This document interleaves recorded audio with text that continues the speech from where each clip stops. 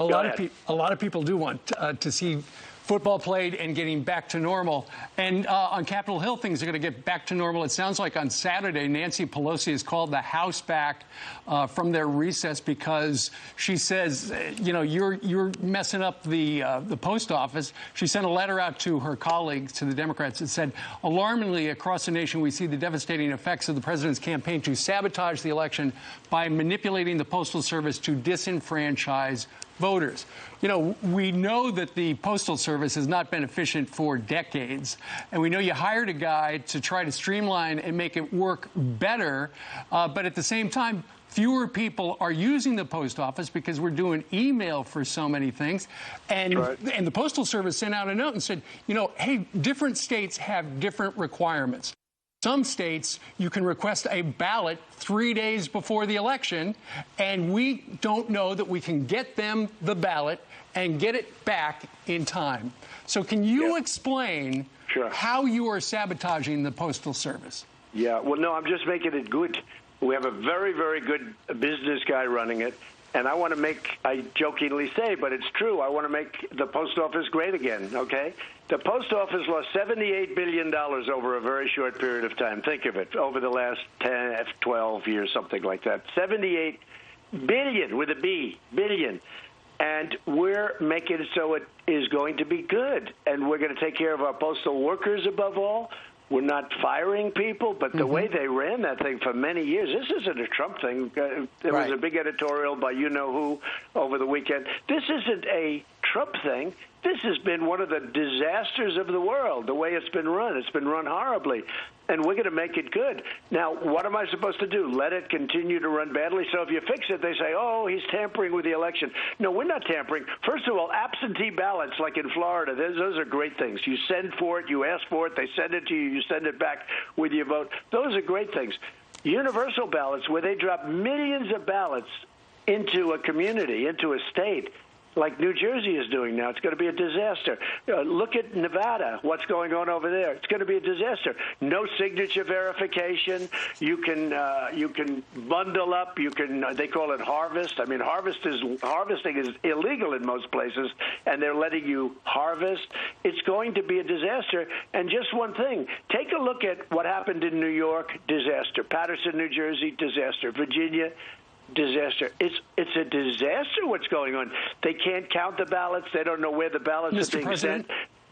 One follow-up to that is, do you think part of this is because Nancy Pelosi has been unable to get her very expensive, I think, $3.5 trillion coronavirus bill passed, but in that bill is $25 billion for the Postal Service to make sure they've got the resources, although the Postal Service has put out in financial statements that they've got enough money to run through next year, summer of next year. So is this just another way of trying to get that great big corona bill passed by the Democrats?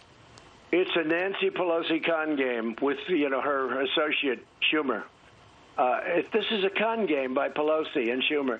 Look, the post office, there's $25 billion sitting there, but they really want $1 trillion to bail out their badly run states, like New York State, which is horribly run, like if you take a look at California, the money they lose. Illinois is a disaster, just a disaster. This guy Pritzker has done a horrible job in Illinois, and it's run so badly, and they want to bail those, primarily those three, plus some others. The Republican states are doing phenomenally well. Sure, they'll take money. One thing I can tell you, they'll always take it. But they're doing really, really well. So she really wants, what she wants more than anything in the world is to get $1 trillion from all of the states, from the American taxpayer, to bail out people that are doing a bad job running these states, that have been running badly for years, but running these states. And in the end, the Republicans aren't looking for it. The Democrats want it because it's New York State. It's virtually every one of them. I would say every one of them, but virtually every one of them. They want to bail out Democratic-run states that have been running badly, but they want the whole nation to do it. So instead of just accepting that, I fight for the nation. and then they do the number, the phony number about the post office. The post office, we want to make it run efficiently, run good. We want it to run for less money, much better, always taking care of our postal workers. And I'll tell you the biggest problem, one of the biggest problems, maybe the biggest problem with the post office is Amazon. Amazon and other companies like it, they come and they drop all their mail into a post office, not all of it, but a big percentage of it, and they say, here, you deliver it, you stupid people, you deliver it. And it costs us every time they drop a package.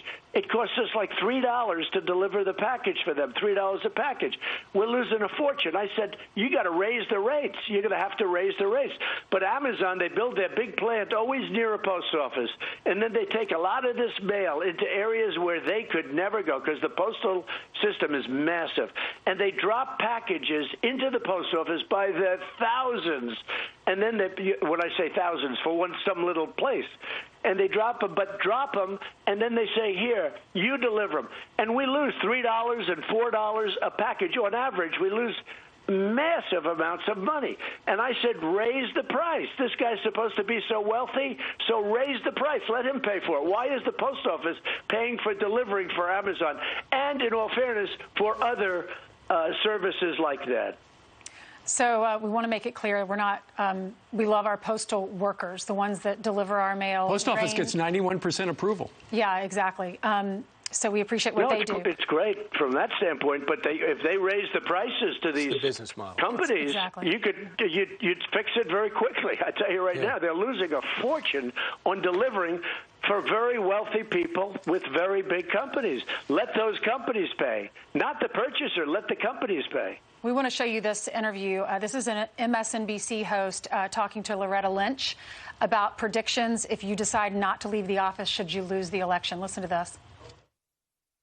What if Donald Trump doesn't leave? Like, what does that look like? I mean, we've completely remade the DOJ under this new leadership. What happens if he just refuses to go? And how could he use Bill Barr to potentially create this dictatorship?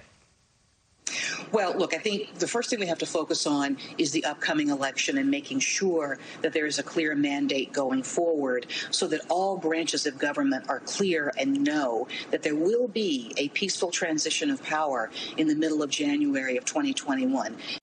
Mr. President, your reaction? Well, the first thing I think of is crooked Hillary Clinton when during one of the debates she asked whether or not I would leave office. Would I accept the results of the election? Do you remember? Would you accept the results? Mm-hmm. And I gave her a decent answer, and the problem is she didn't accept it. She went crazy. She's still going crazy. I mean, she's gone nuts, and so have they. I mean, they call it Trump derangement syndrome. I don't know if that's true or not, but it's certainly close. I go by the election. Now, with that being said, I have to tell you that if you go with this universal mail-in where you send millions of votes, in California, tens of millions of ballots being sent to everybody and their dogs, okay? Right. The dogs are getting them, okay? People that have been dead for 25 years are getting them. You have to see what's happening. Then you're never going to have a fair election. Right. I say this. You're never going to have a fair election. So, Mr. President, we know the pandemic is made. We agree on this. The pandemic